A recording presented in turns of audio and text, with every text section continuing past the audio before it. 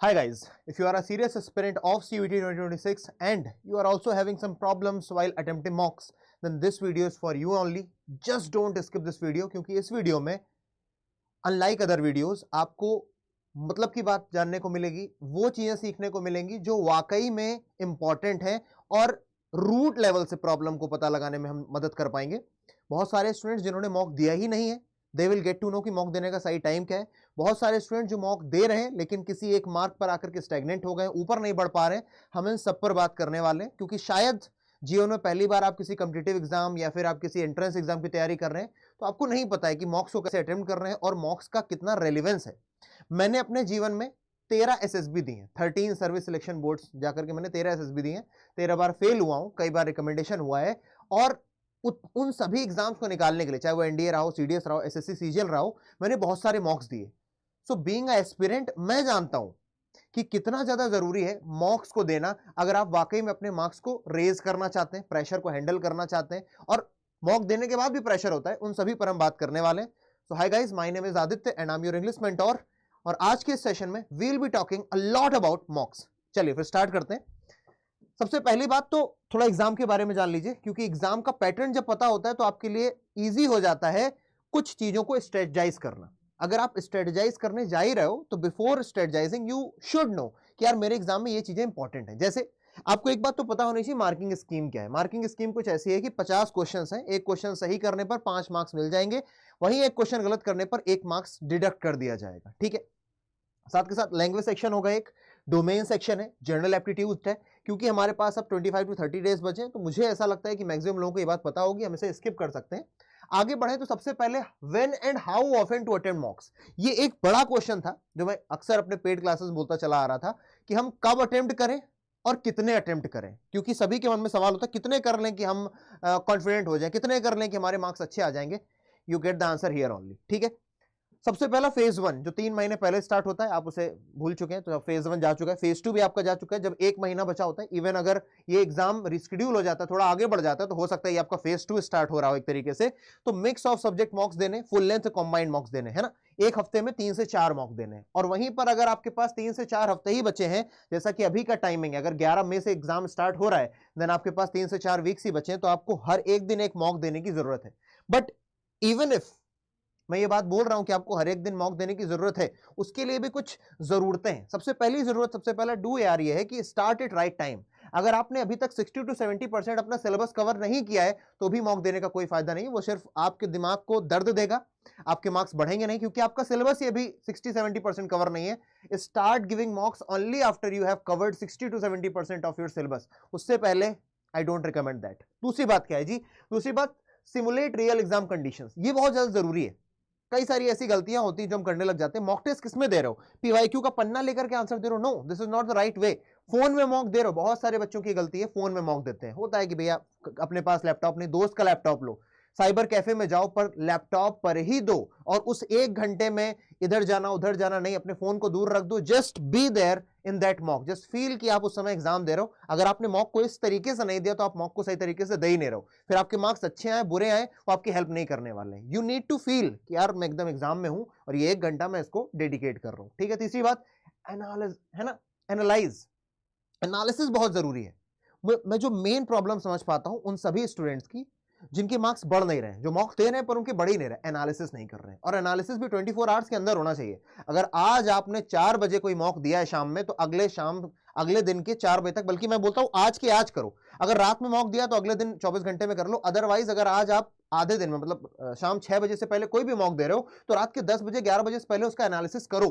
कैसे करना है वो भी मैं आपको बताऊंगा, because this is the key, यही है यार जिससे आपके मार्क्स बढ़ने वाले हैं। ठीक है ना, तो कैटेगराइज एरर्स, एरर क्या कर रहे हो, सिली मिस्टेक्स कर रहे हो, कॉन्सेप्ट गैप आ रहा है, टाइम प्रेशर आ रहा है, कहां पर लर्निंग की जरूरत है, आपको उसको एग्जैक्ट नोटिस करना पड़ेगा कि यार मेरी ये दिक्कत थी, क्वेश्चन नंबर 7 में नहीं कर पाया क्योंकि यार मेरे को ये आ ही नहीं रहा था, मतलब कॉन्सेप्ट गैप है। ठीक है यार, मैं 45 क्वेश्चन पर जब आ गया तो टाइम बड़ा कम बचा तो मैंने तुक्का लगा दिया, मतलब कि प्रेशर टाइम हैंडल करने में दिक्कत हो रही है, तो अपन को टाइम को थोड़ा सा रिड्यूस करना पड़ेगा या फिर टाइम के साथ थोड़ा अपनी दोस्ती बढ़ानी पड़ेगी। ये करते करते ही आएगा। मेंटेन अ मॉक जर्नल, ये बहुत जरूरी है। मॉक जर्नल आपकी क्या मदद करेगा यार?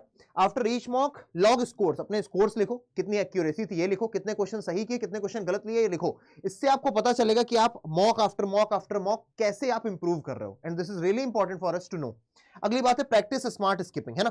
No penalty for unattempted questions. ऐसा नहीं है कि यार अपन को लग रहा है कि चलो तुक्का लगा देते हैं, तुक्का सिर्फ तभी लगाना है जब आपके पास दिमाग में 50-50 सिनेरियो हो, 4 ऑप्शंस में से 2 एलिमिनेट कर दी, इन्हीं दोनों में से कोई, then only you go for तुक्का, otherwise just don't do that, ठीक है ना। फिर वो तुक्का नहीं है, फिर आप वो अपनी किस्मत पर खेल रहे हो, तो किस्मत पर मत खेलो, ठीक है ना। Use PYPs as mocks. जो प्रीवियस ईयर पेपर्स है ना, किसी भी सब्जेक्ट, चाहे जीएटी हो, इंग्लिश हो, हिंदी हो, फिजिक्स केमिस्ट्री, कोई भी सब्जेक्ट, ह्यूमैनिटीज का कोई सब्जेक्ट हो, आप उन पीवाईपीज को किसकी तरीके डील करेंगे, उन पीवाईपीज के साथ आप डील करेंगे एज इफ आप डील कर रहे हैं मॉक्स के साथ, क्योंकि पीवाईपीज आपको बहुत एक बाइबल की तरीके हैं। You will get to know कि पेपर में आ क्या रहा है, क्या माइंडसेट है एग्जामिनर का, राइट। आगे बढ़ते हैं। बिग डोंट्स क्या है यार? एनालिसिस मत स्किप करो, सबसे बड़ी गलती हो सकती है, ठीक है ना। Don't check answer mid mock. ये मेरी जब शुरुआत में मैं तैयारी करता था तो मेरी एक आदत थी कि मैं बीच में आंसर देखने लगता था। क्यूरियोसिटी है ना, क्यूरियस मंकीज होते हैं ना, तो वो क्यूरियोसिटी को अपना थोड़ा दाब के रखना है, ठीक है ना। Don't attempt without syllabus knowledge. बिना सिलेबस नॉलेज के तुक्का नहीं लगाना है, वो आपको कोई हेल्प नहीं करेगा। सही भी हो गया तो भी वो आपका केवल घमंड बढ़ाएगा और पेपर में जाकर के वो चीजें नहीं होने वाली है, ठीक है ना। डोंट ब्लाइंडली गेस, है ना। गेस तभी करना है, मैंने अभी आपको बताया, जब 50-50 सिनेरियो आ जाए, 4 ऑप्शंस में से जब लगे 2 ही ऑप्शन है, इन्हीं में से कोई एक है, then only go for the guessing work, ठीक है। Don't repeat without revising. बिना रिवाइज के रिपीट नहीं करेंगे। Don't use just one platform, है ना। केवल एक ही प्लेटफॉर्म यूज करने की जरूरत नहीं है ना। आप प्रीवियस पेपर्स लगाओ, है ना।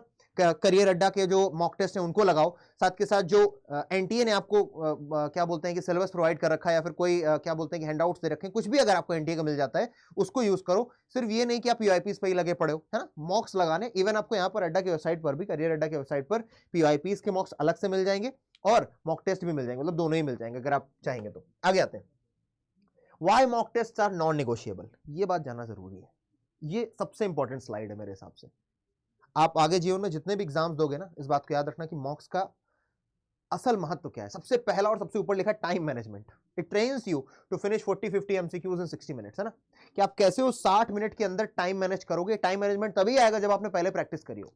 Identifies weak areas. आपको खुद से नहीं पता चलेगा कि आपके वीक एरियाज क्या है, आप जब करोगे ना तब आपको पता है यार पढ़ा तो था लेकिन मेरे दिमाग में रिटेन नहीं हुआ। You will get to know that, ठीक है। Reduces exam anxiety, really most important. ये टाइम मैनेजमेंट एग्जाम एंजाइटी घटाता है। जब आपने पहले ही 30 मार्क्स दे दिए, उसके बाद आपके लिए पेपर भी एक मॉक होता है, ठीक है। थोड़ा बहुत स्ट्रेस आता है पर इतना नहीं कि आप एकदम पसीने छूटने लग जाए, है ना, पेट में गुड़गुड़ होने लग जाए, बटरफ्लाइज हो जाए, ऐसी सिनेरियो नहीं आएगा एटलीस्ट। Improves accuracy.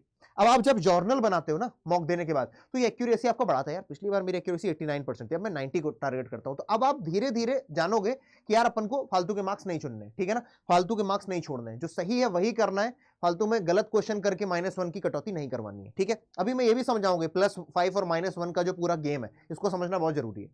उसके बाद बिल्स स्टेमिना। अब आप दिन में अगर 2-3 मॉक करोगे तो आपका स्टेमिना बढ़ेगा कि यार दिन में आप 3 मॉक दे सकते हो, यानी 3 घंटे बैठ करके पेपर लगा सकते हो। लास्ट क्या करता है भाई, कैलिब्रेट्स स्ट्रेटजी। आप स्ट्रेटजी बना पाते हो, ये मॉक की जरूरत है। और मतलब चुम्मेश्वरी स्लाइड है ये, इससे ज्यादा इंपॉर्टेंट कुछ नहीं है, ये है पूरा गेम, ठीक है। आगे आते हैं। इवन मैंने वो भी बता दिया कौन कितना इंपॉर्टेंट है, ठीक है। सबसे ज्यादा देखो क्या दे रखा है भाई, दिस वन, टाइम मैनेजमेंट सबसे इंपॉर्टेंट है। अच्छा, ये भी मैं आपको बता दूं, क्योंकि अगर मॉक के बारे में इतनी बात कर ही रहे हैं तो आपको मॉक देने कहां से। मॉक देने में भी आपको हो सकता है किसी टेलीग्राम पर फ्री के मॉक मिल जाए, या फिर आप कहीं पर ले लो जाकर के कहीं फ्री का मॉक मिल जाए। लेकिन जरूरत यह भी है कि आपको वेल स्ट्रक्चर्ड मॉक मिले। वो मॉक आप दो जो पेपर के लेवल को मीट कर रहे हो, जो पेपर के लेवल को अंडरस्टैंडिंग जिन लोगों की वो लोग बना रहे हो, तो वो आपको मॉक्स यही मिलेंगे। कारण क्या है पता है, मैं ये पिच क्यों कर पा रहा हूं, क्योंकि सीयूईटी 2022, 2023, 2024, 2025 ये सारे के सारे करियर अड्डा तब से काम कर रहा है। अंडर 24/7 सीयूईटी का एग्जाम तब से पढ़ा रहा है जब से ये स्टार्ट हुआ है। तो मतलब we can see we are the pioneers, we are the GOAT, है ना, वी आर द ओरिजिनल्स। हमें पता है कि यार ये लेवल रहेगा। मतलब आप ये मान करके चलो कि हर एक मॉक बनाने वाले बंदे को पहले से ये पता है कि अगले साल अगर कुछ चेंज होगा भी तो इन्हीं एरियाज में से होगा, और पहले से मॉक में रख देते हैं। इसलिए आप पहले से उन चीजों को पढ़ करके जाते हो, ये जरूरत है। किसी भी मॉक को कर लेने से, बिगिनर लेवल के मॉक को कर लेने से आपको फायदा नहीं होगा। ये तो फिर आप अपने बस ईगो की मसाज कर रहे हो, और that massage is not going to help you in examination, right. तो दीज आर द मॉक्स। अगर आप किसी भी स्ट्रीम के, आर्ट्स, साइंस, कॉमर्स, अगर आप ये कोड लगाते हैं ADI80, तो आपको ये सारे मॉक्स 850 में मिल जाएंगे। अगर आप आर्ट्स स्ट्रीम के हैं, या फिर अभी मैं दिखाऊंगा भी कैसे आप अप्रोच करेंगे 850 में, अगर आप ये कोड लगाते हैं ADI80। वहीं पर अगर आपको केवल जीएटी प्लस इंग्लिश का लेना है या केवल इंग्लिश का लेना है तो जीएटी प्लस इंग्लिश आपको मिल जाएगा 471 रुपीज का, एंड केवल इंग्लिश और केवल जीएटी का 377, ठीक है ना। वही कोड आपको आदि 80 लगाना है, this is the promo code. आगे आते हैं। अब यार करेक्ट वे क्या है? सबसे पहले तो जब आप मॉक लगाएं, पहला आपकी रिक्वायरमेंट यही है कि आपने 60 to 70% कवर कर रखा है सिलेबस। दूसरी बात क्या है यार कि सबसे पहले फेज 1 में आप उन क्वेश्चंस को करेंगे, है ना, पास वन, सबसे पहले आप उन क्वेश्चन करेंगे जो इजी टू गो है, जो आपको लग रहा है 100% श्योर शॉट है। दूसरे फेज में क्या करोगे, जो क्वेश्चंस आपसे नहीं बन रहे उनको फ्लैग डाउन करना है। और तीसरे फेज में क्या करना है, उन क्वेश्चंस पर वापस आना है। जब आपने 50 तक आप चले गए, उन क्वेश्चंस पर वापस आना है और जिन्हें हम कर सकते हैं उन्हें करना है। और एक गलती से बचना है, एक ही क्वेश्चन पर अटके नहीं रहना। आपको लग रहा है आ जाएगा यार, आ जाएगा, but it is taking time. No, अगर कोई क्वेश्चन 1 मिनट से 1.5 मिनट से ज्यादा टाइम ले रहा है, देन राधे राधे है जी, उससे दूर हटिए, ठीक है। आगे आते हैं। Now cracking the negative marking game, बहुत सिंपल सा मैंने आपको बताया। अगर आप 40 क्वेश्चन 50 में अटेम्प्ट कर रहे हैं ना, आपने 50 में से 40 क्वेश्चन अटेम्प्ट किए, अगर सारे सही हैं तो कितने आएंगे, 200 मार्क आएंगे। अगर आपने 30 सही किए और 10 स्किप कर दिए तो 150 मार्क्स आएंगे। वहीं पर 30 क्वेश्चन अभी भी सही है लेकिन 10 गलत कर दिए तो 140, सीधे 10 नंबर कम, ठीक है। 25 सही और 15 रॉन्ग तो 110, आधे सही और आधे गलत तो सीधे 80 नंबर। मतलब कि आप बुरी स्थिति में चले जाते हो जितना ही ज्यादा आपकी नेगेटिव क्वेश्चंस की संख्या बढ़ने लग जाती है। जितना ज्यादा आपके क्वेश्चंस बढ़ते जाते हैं जो आपने गलत किए, उतना ही आप नीचे आ रहे हो, ठीक है। आपका पोटेंशियल था 150 का, आपने 10 गलत करके 140 पर आ गए यार। और आपको पता है एक एक मार्क्स कितना ज्यादा इंपॉर्टेंट है सीयूईटी की इस लड़ाई में। यू नो, इस बार तो वैसे भी कंपटीशन काफी हाई है, हर बार रहा है पर इस बार तो अल्टीमेटली हाई है, मतलब, ठीक है। आगे आते हैं। Now track your mock improvement. अब यहां पर ये बड़ी खास बात लिखी मैंने, मतलब मजेदार बात, ठीक है ना। सबसे पहले अगर आपका स्कोर है ना, आपका स्कोर अगर कम भी है ना टारगेट से, चलेगा। बस आपने जो जॉनरल बनाया ना, जहां पर आप लिख रहे हो, तो उसमें इस तरीके से ग्राफ ऊपर जाना चाहिए। कभी कभी नीचे आ जाएगा चलेगा, क्योंकि कभी कभी मॉक्स भी कठिन होते हैं। इवन मैं तो ये बोलता हूं कि जब 2 या 3 मॉक दे लो, उसका एवरेज निकालो, 3 मॉक्स का एवरेज, फिर अगले 3 मॉक्स का एवरेज, वो आपको एक्चुअल बता पाता है कि यार आप ऊपर जा रहे हो या नीचे जा रहे हो, ठीक है। हर एक मॉक क्योंकि अलग अलग होता है, कोई बेसिक मॉक है और कोई तगड़ा मॉक है। हालांकि यहां पर जो करियर अड्डा के मॉक्स है उनमें ये बात ध्यान रखी गई है कि एकदम एग्जाम पैटर्न को मीट कर रहा हूं, ठीक है ना। और जो अनएक्सपेक्टेड टॉपिक्स जो एनटीए अपने आप में पूछ लेता है उन्हें भी कवर किया गया हो, ठीक है। अगर प्लेटो ऑन स्कोर, अगर आप टिके हुए हो स्कोर पर, इसका मतलब यह है कि आपको अब और मॉक्स नहीं देने हैं, बल्कि आपको रिवीजन करना है, आपको टॉपिक्स को जाकर के समझना है। ये लिखा भी है भाई, अगर आप एक स्कोर पर जाकर के फंस गए कि यार मैं 250 में से 170 180 पे फंस गया हूं, उसके ऊपर नहीं जा रहा, 200 टच ही नहीं हो रहा, इसका मतलब है यू नीड टॉपिक रिवीजन। आपको अभी तक जितने में आपने मॉक्स दिए, आपको अपनी वीक एरियाज पता लगे, अब उनको रिवाइज करिए, 1 दिन 2 दिन दीजिए, उसके बाद फिर मॉक लगाइए। आई कैन बेट आप 200 पार कर जाओगे 180 से सीधे, ठीक है ना। कंसिस्टेंट ग्रोथ होना इंपॉर्टेंट है, सबसे मेन चीज यही है भाई, कंसिस्टेंट ग्रोथ होनी चाहिए। लॉग एवरीथिंग, जो भी चीज आ रही है ना उन सभी चीजों को लॉग करना है, सब कुछ लिखना है, ठीक है ना। लास्टली मैं यही बोलूंगा कि दीज आर द मॉक्स जिन्हें आपको अटेम्प्ट करना चाहिए। अगर आपने अभी तक अटेम्प्ट नहीं किए तो इससे बड़ी गलती कोई नहीं हो सकती है। हालांकि अगर अभी तक आप इस वीडियो को देख रहे हैं, इसका मतलब है कि आप सीरियस एस्पिरेंट हैं। अगर आप सीरियस एस्पिरेंट है तो just go for these mocks blindly. मतलब मैं as an educator, as your big brother, as your mentor आपको बोल सकता हूं कि अगर आप इन मॉक्स को लगा लेते हो, आप फॉर श्योर अगर यहां पर हो तो इससे कम से कम आप 2 स्टेप 3 स्टेप ऊपर चले जाओगे। मतलब ये मैं लिख करके दे सकता हूं इफ यू वांट दैट, ठीक है।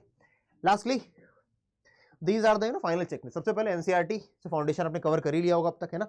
जीएटी के लिए और लैंग्वेज के लिए आपको या तो बैचेस के साथ किसी जुड़े होगे या फिर आप किसी यूट्यूब पर टीचर से पढ़ रहे होगे, क्योंकि इसके लिए मेहनत करनी पड़ती है, किसी टीचर के साथ लगना पड़ता है, खास करके जीएटी और लैंग्वेज के लिए। डोमेन्स तो वही है जो क्लास 12 में, ठीक है ना।